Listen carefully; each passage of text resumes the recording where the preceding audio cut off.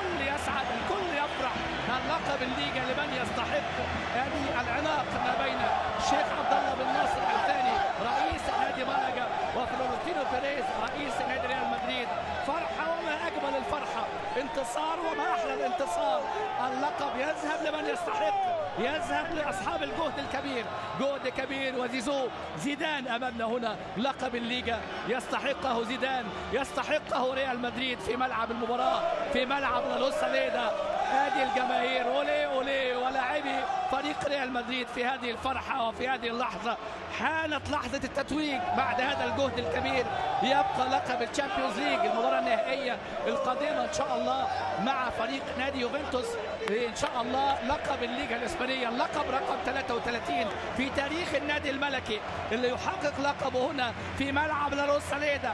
البعض كان يتوقع ان تكون هناك ذكرى يعني تاريخيه سيئه كما حدث في تنريف مع فالدانو، ولكن اليوم زيدان يضع الريال في منصه التتويج. زيدان يضع اساطير هذا الفريق. موراتا احد اللاعبين المميزين هذا الموسم. ريال مدريد يتوج باللقب للمره الاولى منذ 2011-2012 بعدما غابت الالقاب في بطوله الليجا، وريال مدريد عنده فرصه القاب كثيره هذا الموسم، منها لقب الشامبيونز ليج ان شاء الله، مواجهه مع اليوفي في النهائي 3 يونيو، منها ايضا بطوله السوبر محليا نهائي الكأس بين البارسا والافيس 27 مايو، في حين ريال مدريد هو بطل الدوري. ريال مدريد هيلعب نهائي الشامبيونز ليج. ريال مدريد عنده فرصة الفوز سوبر محلي، سوبر أوروبي، كأس عالم للأندية. ونادي مالاجا هنا في هذه اللحظات الجميع ينتظر، الجميع يترقب. هذه هي لحظة الفرحة، هذه هي لحظة جني الثمار، تعب وطبعا جهد كبير للنجم الكبير زيدان. ارقام كثيره، ارقام قياسيه كثيره لفريق ريال مدريد. راموس دائما وابدا، دائما وابدا راموس هو المنقذ دائما، لكن في هذه الليله رونالدو من سجل في الدقيقه الثانيه، وبنزيما هو من سجل في الدقيقه 55. ملعب لا لوساليدا ياتي هنا في هذه اللحظات بفرحه الانتصار. في الجانب الآخر ملعب الكامب نو يأتي لحظة من لحظات طبعا الانكسار، لكن البارسا حقق فوز، لكن ليس الفوز اللي حقق له اللقب، لأنه كان ينتظر هدية مالاجا.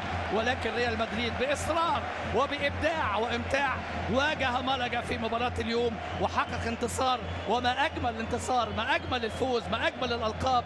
هي لحظات تاريخية لهذا الجيل، لحظات المرينجز الفريق البطل، لحظات البلانكوس الفريق اللي توج بلقب البطولة. في هذه اللحظات الريال يعلن عن نفسه، وعناق ما بين زيدان وميتشل وميسي يغادر الملعب، ولاعبي البارسا بيغادروا ملعب اللقاء بعدما وصلوا إلى 90 نقطة. ولكن يبقى ريال مدريد هو بطل هذه النسخة، بطل 2016-2017 في متعة ما بعدها متعة.